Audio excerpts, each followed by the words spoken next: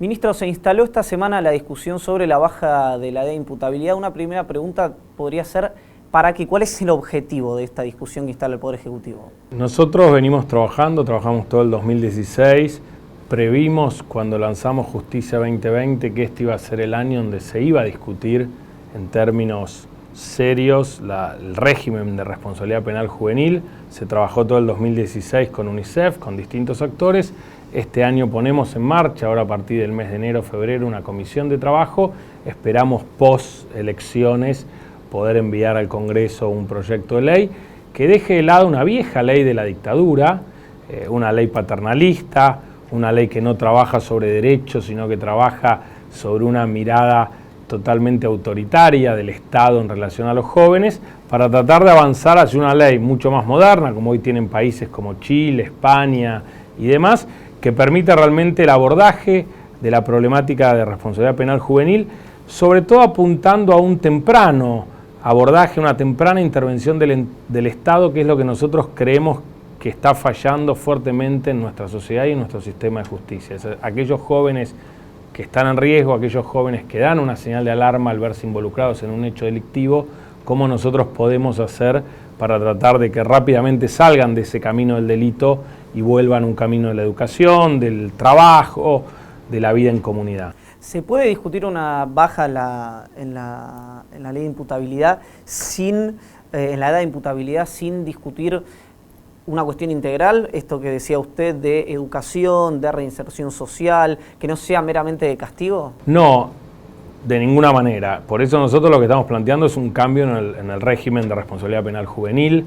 El tema de la edad de imputabilidad obviamente fue introducido mediáticamente, es un tema que a los medios los atrae, que genera interés, porque es algo que queda como un River Boca, queda algo, estoy a favor, estoy en contra, y con eso es una discusión que alcanza al público masivo. En realidad el tema es mucho más complejo, el tema tiene un montón de implicancias, y para nosotros el eje de la nueva ley está en el abordaje y el tratamiento. ¿Qué tipo de abordaje, qué tipo de tratamiento? Si eso es un abordaje jurisdiccional, si es un abordaje desde el desarrollo social, es decir, qué tipo de intervención, en qué momento y frente a qué hechos va a tener el Estado, que es lo que hoy la vieja ley de la dictadura lo deja en manos de la justicia sin fijar ninguna pauta.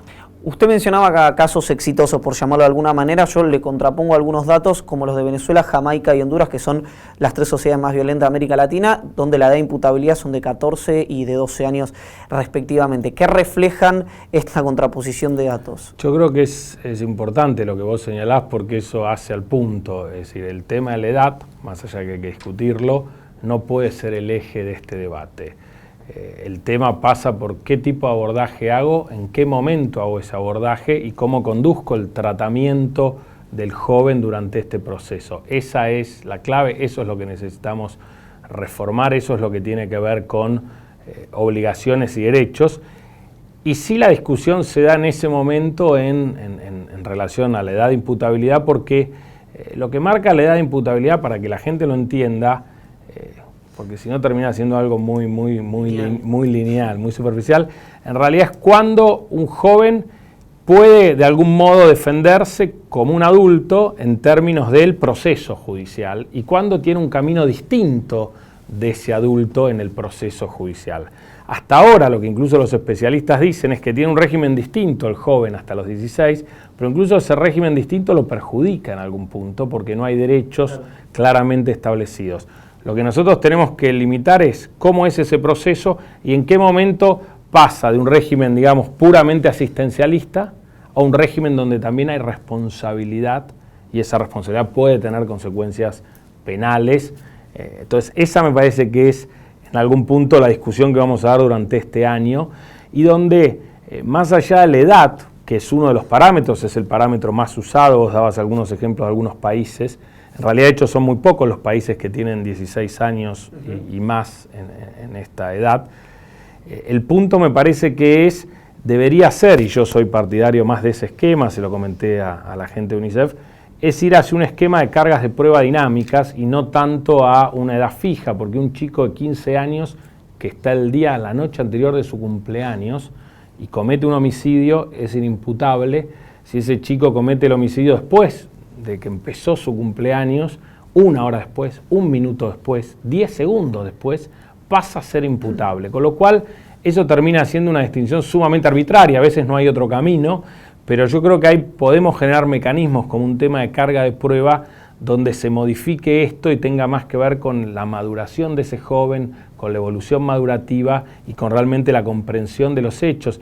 Y por eso también veía ayer a alguna persona en televisión que hablaba de por qué distinguir entre delitos y demás, porque claramente hay cosas que para un joven en su escala todavía no toma dimensión de la gravedad, de la importancia, de lo que implica eso como violación de la ley, y otros como puede ser un homicidio, una violación, un hecho realmente muy grave, un secuestro, un robo con armas.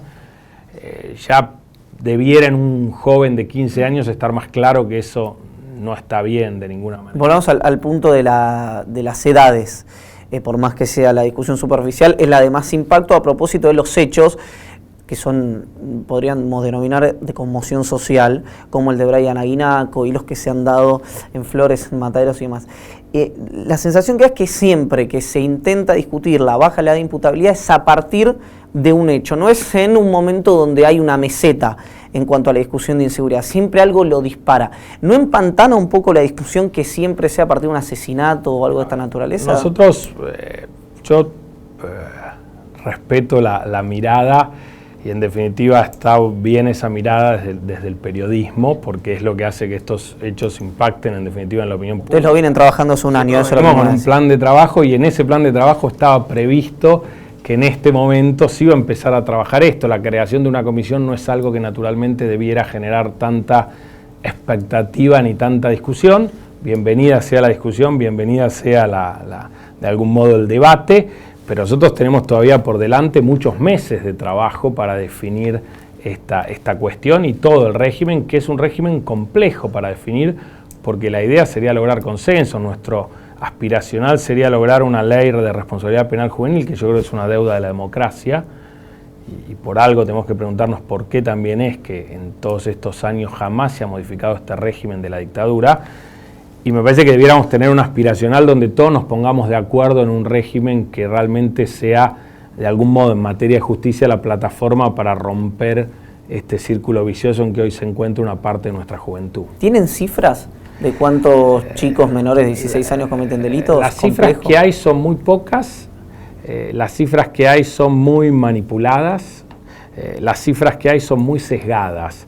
Hoy, en estos días, se estuvo presentando una cifra sobre la cantidad de jóvenes internados con menos de 16 años y en realidad la cifra se presenta como una proporción muy menor y en realidad es una rareza, es casi una excepción al sistema que haya hoy jóvenes menores de 16 años internados. Si lo están, seguramente se trate de hechos gravísimos o de situaciones realmente límites donde en definitiva los jueces han dispuesto eso. Y lo que no hay información valedera, nosotros tenemos algunas mediciones y tenemos un largo diálogo con los actores, yo fui muchos años secretario de menores, es que lo que uno ve es que hay una participación, sobre todo a los 15 años, cada vez mayor. Esos casos judiciales, estos jóvenes son declarados inimputables, los casos se cierran y prácticamente no hay registro de todos estos casos. ¿Pero de dónde se parte entonces de la discusión si no hay cifras?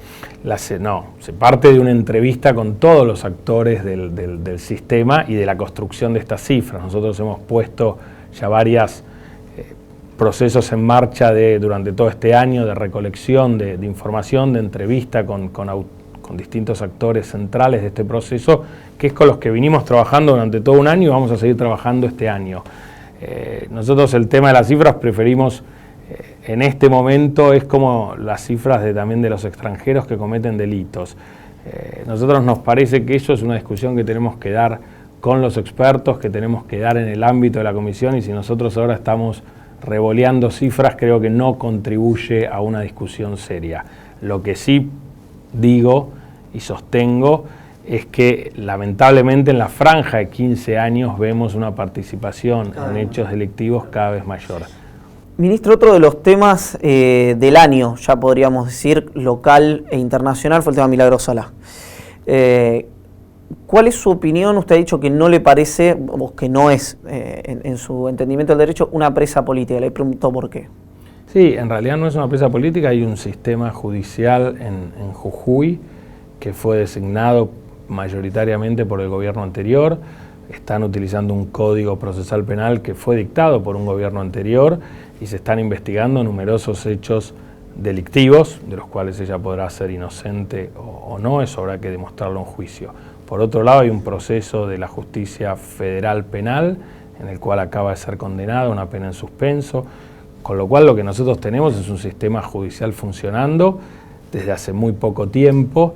Es lo mismo que plantear que Báez o que López son presos políticos en algún punto, tienen el mismo plazo de prisión preventiva que tiene Milagros Salas, y peor aún, uno podría decir que los militares, muchos militares detenidos por delitos de lesa, tienen hoy plazos de prisión preventiva muchísimo más extensos que los de Milagros Salas. A López lo agarraron revoleando un bolso con 14 o 7 millones de dólares, una barbaridad así, un arma en un convento, y Báez con muchísimas propiedades que no podía justificar. Igual se podría discutir la detención de Lázaro Báez. Todas las detenciones. El único testigo por el cual se condena a Milagros Sala se probó que mintió respecto a su empleo, que era empleado de la Gobernación de Morales, que no era un cooperativista, que no había estado en el lugar de los hechos, y le cito a alguien que lo contradijo, que fue, no a usted, sino al testigo, Leandro Despuy, ex auditor general de la Nación, un hombre que viene del radicalismo, que dijo algo completamente distinto a lo que dijo Arellano. Es decir, el proceso existió judicial. Ahora, no sería la primera vez que se usa la justicia para perseguir políticamente. Está bien, lo que nosotros tenemos ahí me parece que ver es, o estamos frente a una conspiración que involucra a la justicia federal, a la justicia local. Es decir, tenemos un movimiento muy grande que puede ser, pero hay que plantearlo y mostrarlo. Si no, nosotros tenemos que tender a creer que el sistema judicial está y son todos jueces designados anteriormente, no hay un tribunal especial, no hay ninguna circunstancia excepcional.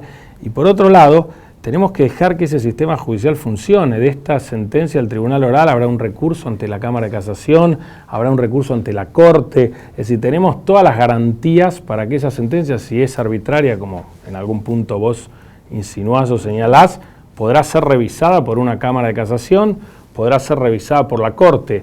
Me parece que tenemos que dejar que las instituciones funcionen, si no siempre es la pelea de un bando. Antes era el gobierno anterior que tenía cooptada la justicia, ahora es el nuevo gobierno. No me parece que sea bueno en términos institucionales, me parece que tenemos que bregar para que si un fallo está mal dictado, el Tribunal Superior lo revise y si no lo revise la Corte. Lo mismo en orden a los procesos judiciales de la justicia local de Jujuy, que los revise el Superior Tribunal, que si el Tribunal Superior dicta un fallo inadecuado, los revise la Corte. Me parece que ese es el proceso que tenemos que respetar, y hoy los plazos, que si bien obviamente si uno está detenido son plazos muy largos y que se sufren, están dentro de lo que son las medias lamentables de los plazos de nuestro sistema judicial. Nosotros le hemos enviado en respuesta justo a la Corte Suprema, le estamos enviando en estos días una nota en donde le marcamos que aún en el sistema federal hay más de un 60% de personas en prisión preventiva y no con sentencia. Y cuando uno analiza algunas situaciones de estos detenidos en prisión preventiva, hay situaciones realmente muy llamativas que nosotros le estamos haciendo saber a la Corte, vinculadas a personas que tienen en prisión preventiva más de 3, 4, 5, 6 años y todavía no hay una sentencia definitiva al respecto, con lo cual lo que tenemos es un problema estructural del sistema de justicia, donde nosotros hoy no podemos decir que Milagros Sala es una presa política, sino que es una persona que está afrontando un proceso judicial en un sistema judicial como el argentino, que tiene muchas dificultades y que nosotros estamos tratando de corregir con este programa que se llama Justicia 2020. Ahora, a riesgo de abundar en algo que ya se ha dicho, ¿por qué si Milagros Sala no es una presa política, así lo entiende el Grupo de Detención Arbitraria de la ONU, Human Rights Watch, la CIDH, Amnistía Internacional, que no parecen estar englobados en alguno de estos dos bandos de la grieta en Argentina? Más o menos, eso es un tema que es otro debate. Nosotros tenemos una excelente relación con muchos de estos organismos u ONGs que vos mencionás. Lo que ellos cuestionan es una detención inicial. Exacto. En la que tuvo Milagros Salas. Nosotros de eso hemos corrido traslado a la provincia de Jujuy, al Poder Judicial. Ellos han brindado sus explicaciones que han sido nuevamente trasladadas a estos organismos y en ese proceso estamos. esta referencia, sobre todo la única, digamos, que es concluyente, es la del grupo de trabajo de Naciones Unidas, se refiere específicamente a esa detención inicial. Nosotros incluso le hemos señalado a Vivanco de Human Rights Watch que nosotros estamos trabajando también en la reformulación, que fue un pedido de ellos, y ya está el proyecto circulando en el Ministerio muy avanzado para reformar el Código Penal en lo que es el artículo de sedición, que fue uno también de los reclamos y que es una de las cosas que también ha sido cuestionada por muchos de estos organismos. Que es por lo que está preso Leopoldo López en Venezuela. Exactamente. ¿Encuentras similitudes en ambos casos? Yo entiendo que no soy un experto en la situación de Leopoldo López, desconozco específicamente el proceso, cómo se ha dado. A priori lo que yo veo es que en el caso argentino ha pasado un tiempo razonable en donde está funcionando el sistema judicial dentro de los plazos razonables con los que funciona nuestro sistema judicial, que es lo que tenemos que cambiar. Usted me decía que no es presa política, ¿está bien detenida? Lo desconozco, eso es algo que tienen que evaluar las autoridades judiciales. Por eso me parece que es tan importante que nosotros respetemos y dejemos funcionar a la justicia. Hagámosle las críticas, como esta yo estoy haciendo en términos institucionales, pero no presionemos a cada juez que toma cada decisión cuestionando esa decisión. Cuando uno se puede hacer, es libertad de expresión y está muy bien, desde nuestro rol como institución, como gobierno, lo que nosotros tratamos es de corregir los problemas sistémicos, que son muchos y sobre los cuales hay que trabajar, y por otro lado dejar que la justicia funcione en todos los procesos de revisión. Todos estos cuestionamientos que se plantean en el marco de lo que estamos acostumbrados a los procesos judiciales realmente parecen también muy tempranos, cuando no se dejó funcionar instancias de revisión, no se dejó que el juicio se produzca. Entonces me parece que ahí hay un tema para ver. Algunos casos llegaron a la Corte Suprema de Justicia de la Nación y la Corte de Justicia de la Nación rechazó numerosos planteos. Lo mismo la Cámara de Casación. La Cámara de Casación es la que además ordena que se realice el juicio que se realizó. Con lo cual hay un montón de tribunales funcionando, es otro poder del Estado, es otra jurisdicción, es otro poder dentro de otra jurisdicción. Me parece que tenemos que dejar que funcione la República y después hacer la valoración. Recojo el guante entonces y culmino con el tema Milagros Sala. Cuando Morales dice no voy a liberar a esa mujer, o cuando el presidente dice la sociedad cree que Milagros Sala ha cometido una cantidad de delitos, ¿no se están involucrando por semantizarlo en un órgano que no es el del Poder Ejecutivo, sea nacional y provincial? Y en relación a eso, si cree que la justicia, por presión de los medios, es independiente, tanto en la provincia de Jujuy como a nivel nacional. Hay que hacer varias distinciones. Desconozco las palabras de Gerardo Morales, no lo escuché, no tengo esa precisión. Respecto del presidente, el presidente está respondiendo, en definitiva, a toda una acción política que señala varias de las cosas que vos recién mencionabas, y donde él hace básicamente su mirada como un ciudadano común de cómo ve la situación y lo que él cree que opina parte de la población en esto. En definitiva, cuando uno es juez, cuando uno tiene la movilidad en su cargo, como tienen los jueces, cuando uno tiene la intangibilidad en su salario, como tienen los jueces, y yo fui juez, uno tiene que poder enfrentar todos estos condicionamientos del medio. Yo creo que la independencia, y en esto creo que hemos ganado, básicamente se pierde cuando hay presiones muy fuertes desde el gobierno, que incluso, si bien nosotros tenemos la posición de no opinar sobre cosas judiciales, podría discutirse, algunos podrían decir, y yo he visto a muchos ministros del gobierno anterior opinando sobre todos los procesos judiciales, podría decir que eso está dentro del juego de la democracia. El tema es cuando esas presiones se traducen en llamados, secuestraron a un hijo, cuando ya el Estado, sobre todo el Estado, que es el que muchas veces tiene capacidad, pasa a la acción, cuando hay seguimientos sospechosos a algún juez, cuando aparecen operaciones. Es decir, ahí me parece que es donde se pone claramente en riesgo la independencia. Nosotros hemos tratado durante este año casualmente de marcar en esto una fuerte diferencia y de tratar de no incidir en este proceso. De hecho, yo he sido criticado numerosas veces por colegas tuyos que escriben notas y decís donde dicen el ministro no habla con los jueces, no opera.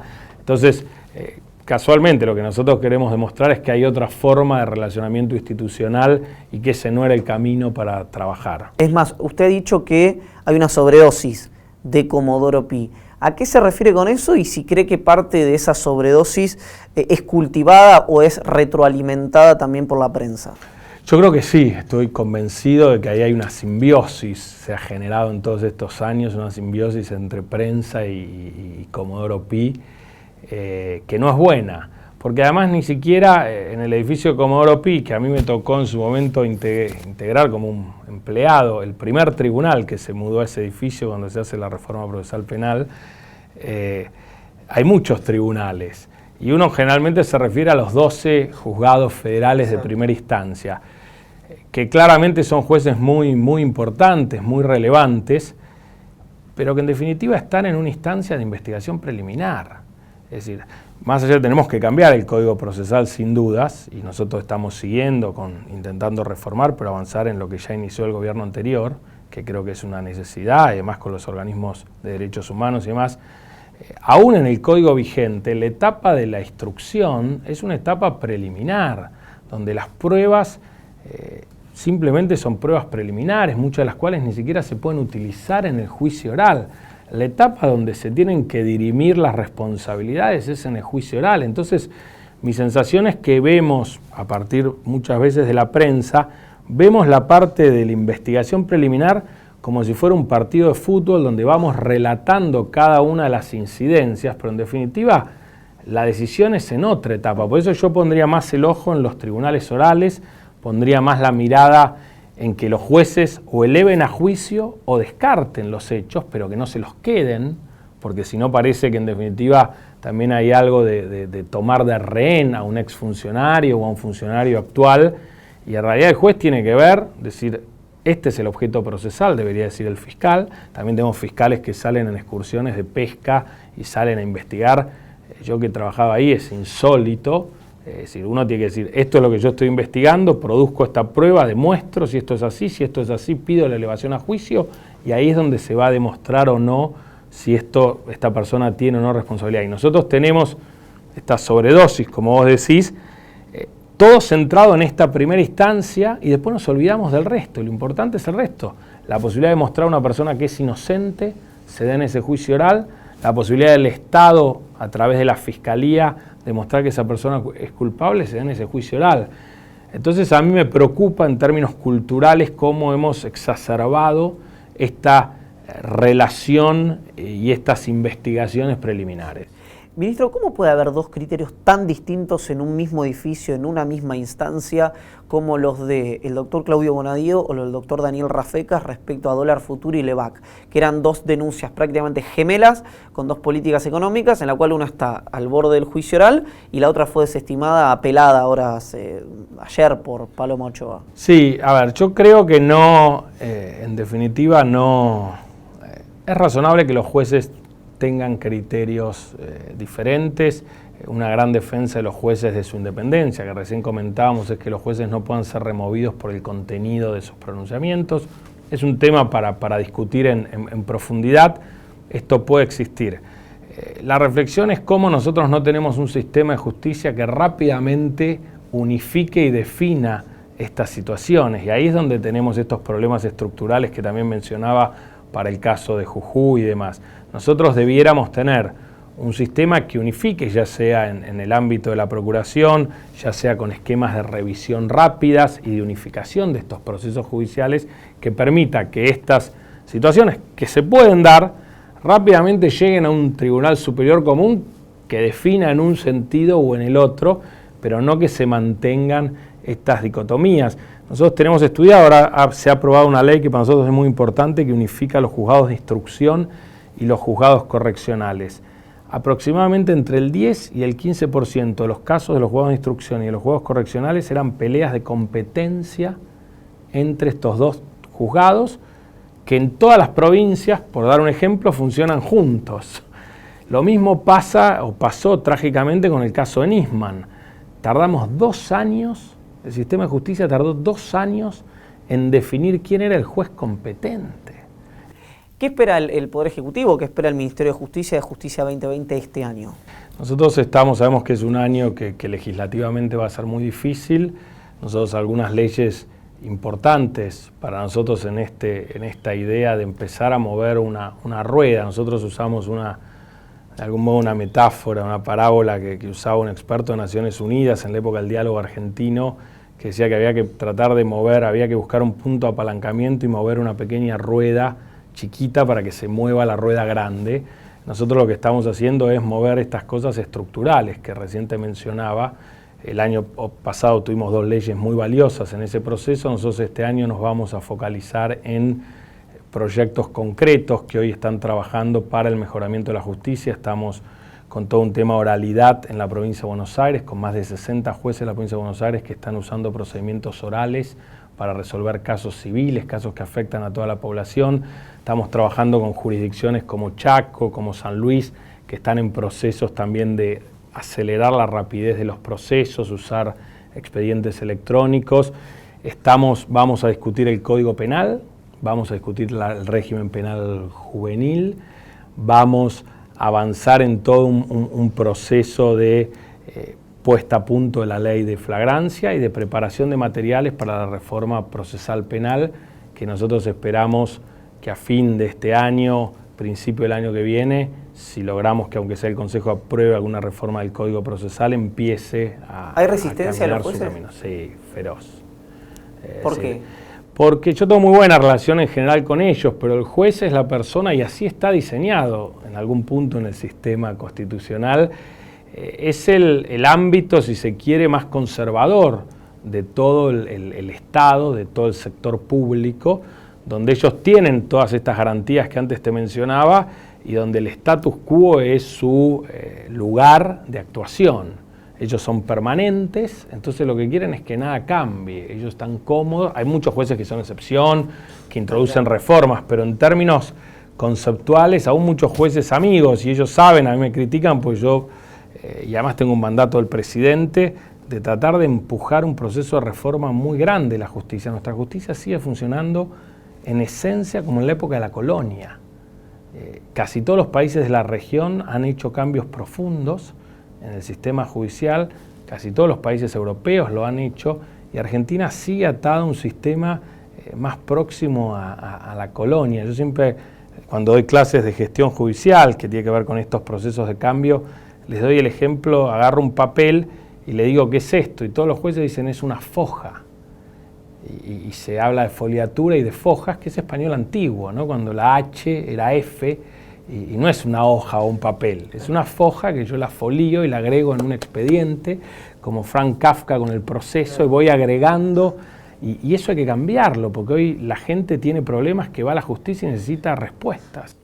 Cuando estaba pensando, en realidad, usted decía lo del presidente, y que a muchos colegas míos, no suyos, lo criticaban por no ser un operador judicial del presidente, un operador judicial del Poder Ejecutivo.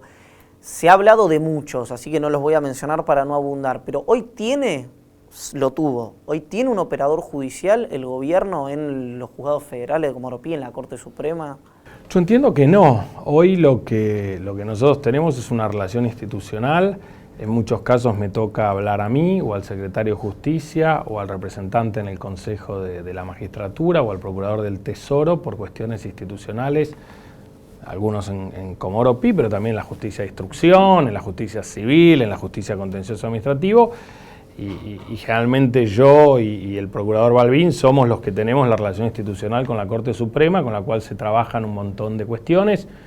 El representante del Consejo, del Ejecutivo en el Consejo, Maíquez, es el que más se relaciona con el Consejo de la Magistratura, y tratamos de mantener esa lógica de comunicación. Después probablemente la AFI tenga relación, porque hay un sistema donde muchas causas los jueces le piden información a ellos. Tiene demasiada relación a veces. Sí, se ha ido construyendo, lamentablemente en los últimos 12 años se terminó de perfeccionar o construir un modelo de mucha vinculación entre la inteligencia y la justicia federal, que yo creo que es un modelo que hay que desarmar sin dudas. Creo que va a llevar tiempo, creo que una de las llaves para ir desarmando ese modelo tiene que ver con el cambio de régimen procesal y con estos cambios sistémicos a los que yo hacía mención recién. Una pata, y prometo salir de ahí, pero es un tema que me interesa particularmente, de esa simbiosis, volviendo a la simbiosis de entre prensa y Comodoro Pi, para completar el trípode, ¿le podría yo decir, y usted a sentir o no, que otra pata es la inteligencia en esa simbiosis? Lo fue. ¿Lo fue? Lo fue. Estamos intentando que no lo sea más. A la bota Juan Carr al frente de la FIMI. No, pero está realmente el presidente lo que ha pedido es que la relación sea institucional y en esos términos, aunque a algunos les molesta, porque también se da una situación donde muchos jueces han estado acostumbrados a trabajar en una relación muy directa y no tener esa relación implica que los jueces las decisiones que toman las toman por sí solos y son responsables de esas decisiones que toman, que no siempre es fácil. Y además muchas veces están acostumbrados a estos juegos de presiones, donde también no solo la prensa presiona a los jueces, sino los jueces presionan también con decisiones que apuran, que difunden. Entonces me parece que tenemos que empezar a sacarle un poco la intensidad a eso. Tenemos que ir restando la importancia y dejar que cada uno haga su trabajo y sea responsable por el trabajo que hace. A veces esa responsabilidad llevará a decir qué bien este juez y otras veces llevará a decir qué mal este juez o qué errores cometió, hay que denunciarlo, lo tiene que investigar el Consejo de la Magistratura. Me parece que tenemos que avanzar hacia esa lógica, es la única forma de salir de este círculo vicioso que empieza, yo creo, con Menem, se mantiene con De la Rúa y se profundiza con Kirchner hasta llegar a esa situación de conflicto feroz del final del mandato de Cristina, ¿no? Sin abrir juicios tampoco de quienes tienen razón o no, eso lo podrá hacer el televidente, pero sí lo que es innegable es que se llegó a un círculo vicioso de relación entre inteligencia y justicia sobre el final del mandato de Cristina que termina en esa explosión que... Ministro, ¿por qué dice María Servini de Cubría que nunca recibió tantas presiones como hoy, ni siquiera en el Yoma Gate? Lo desconozco, no. Si ella es una juez o cualquier juez que manifiesta esto, me parece que lo que tiene que hacer es ir y presentarse en un juzgado y hacer la denuncia correspondiente. No sé si lo hizo, si no lo hizo. Yo recuerdo el Yoma Gate, yo estaba en el Juzgado Federal 4, cuando la Cámara la aparta y envía al Federal 4, que estaba a cargo de Berrás de Vilal, en aquel momento envía las actuaciones apartándola a ella porque entendía que no se había investigado bien, digamos. Entonces ha pasado mucho tiempo de eso, es bueno recordarlo. Ahora, ¿qué quiere decir con eso? No, que tiene que ver también con estas cuestiones que vos señalabas, de cómo en el gobierno de Menem se empezó a esta simbiosis y estas modificaciones y esta exacerbación de Comodoro Pi. Cuando vemos culota en el Juzgado Federal Electoral de La Plata, esto que dice o que de alguna manera denuncia Servini de Cubría, la intención de poner, que está un amigo del presidente, que no lo digo desde el punto de vista político, me parece bien, institucional, a lo mejor es cuestionable, al frente de la Agencia Federal de Inteligencia. Habla que no se terminó de desandar ese vínculo entre el poder político y el poder judicial. A ver, yo creo que ahí lo que hay que distinguir son dos tipos de vínculos. Es decir, un vínculo, digamos, pernicioso, un vínculo con alguna dosis de oscuridad, que es lo que ha existido y llegó, esperemos, al máximo de lo que podía llegar. Y el tema es cómo desandamos ese camino, y me parece que el gobierno lo que está intentando es desandar ese camino con un vínculo mucho más sano y mucho más institucional, a través de la AFI, a través del Ministerio de Justicia, a través del Consejo de la Magistratura, sin presiones, con cosas presentadas y puestas sobre la mesa. Me parece que ese es el trabajo que se está haciendo. En el caso de Culota es un juez sumamente reconocido, sin conflictos, que ha trabajado muy bien en su jurisdicción y que a lo mejor probablemente pueda o no hacerse cargo del juzgado electoral, en un momento donde la jueza Servini de Cubría envió una nota renunciando por cuestiones personales, y así lo ha escrito, yo he visto la nota, a ese cargo. Predeclaración, vamos a decirlo, más que denuncia. Eso yo las declaraciones de ella, la verdad no las vi, las desconozco. Yo lo que sí vi, porque me lo informó el representante del Poder Ejecutivo en el Consejo, es que envió una nota renunciando y donde él me había dicho que le había expresado que ella 2 procesos electorales en simultáneo no se podían hacer. La agencia Deutsche Welle hoy dijo que se preguntó, lo planteo porque es un medio internacional que no está embriagado de grieta en la Argentina, si las causas contra Cristina Kirchner eran un proceso natural de la justicia, una venganza política. ¿Qué son? No, claramente no hay una venganza política, al menos no del gobierno. ¿De alguien sí? No, yo creo que ninguna, pero lo que sí puedo afirmar es que el gobierno no tiene en eso ninguna intencionalidad. Después habrá que ver en otras lógicas políticas si alguien puede tener un interés de impulsar a algunos jueces a avanzar en determinados procesos o no. Claramente el gobierno no lo ha hecho, el gobierno siempre se ha mostrado con mesura, tanto el presidente, el jefe de gabinete y yo mismo hemos hablado con mesura de los procesos judiciales. De nuevo, insisto con esta noción de sobrevalorar la etapa de instrucción. Nosotros creemos que si la justicia tiene elementos contra la expresidenta, lo que debe hacer es que ella vaya a juicio y que se pueda defender en el juicio y demostrar su inocencia. Si no tiene elementos, lo que tiene que hacer es cerrar el proceso. Lo que no puede suceder ni con la expresidenta ni con nadie en este país es que los procesos se eternicen, que es lo que lamentablemente hoy más sucede. Ahora está la auditoría, sería interesante revisar los plazos de los procesos de investigación y por qué se han demorado tanto en llevarse adelante, ¿no? Entonces, me parece que el desafío del sistema de justicia es este. O no tengo elementos y cierro el caso, o tengo elementos, lo llevo a juicio y que se dirima en juicio oral si la cuestión es así como se plantea o no es así.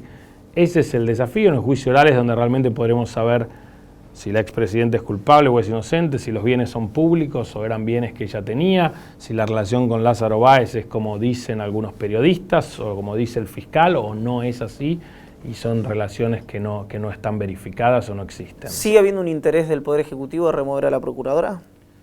En realidad el gobierno quiere hacer una profunda reforma del sistema de justicia y del sistema de justicia penal siguiendo el proceso que inició el gobierno anterior, avanzar hacia un sistema acusatorio. La Procuración debiera ser la cabeza de la política criminal del Estado.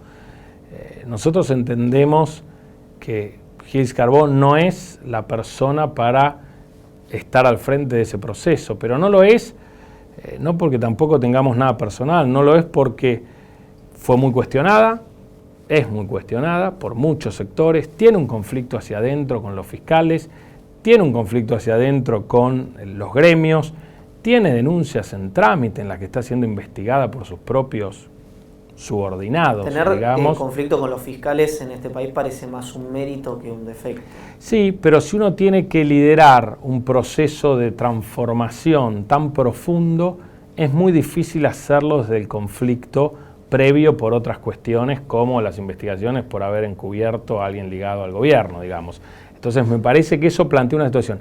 Y por otra parte, y esto lo hablé yo con ella consintió, porque se lo pidió el gobierno anterior, un intento de reforma procesal sumamente sesgado e inconveniente. Quiere iniciar en marzo la reforma procesal en la Ciudad de Buenos Aires y ella se prestó a ese proceso, que fue un proceso que a nosotros, los senadores justicialistas, los jueces, los fiscales, las ONGs dijeron sí, en marzo y acá no se puede. Eso no es causal de remoción. Sí tengo que hacer, como tenemos que hacer en nuestro país, una profunda reforma del sistema.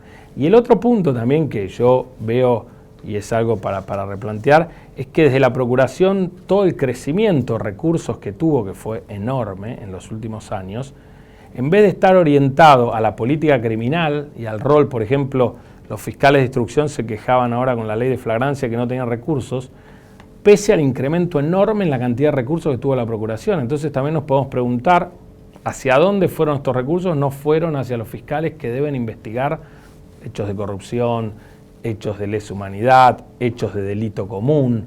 Es decir, y se armó como toda una superestructura en el ámbito de la Procuración que no va en línea con lo que debiera ser una buena gestión en el Ministerio Público.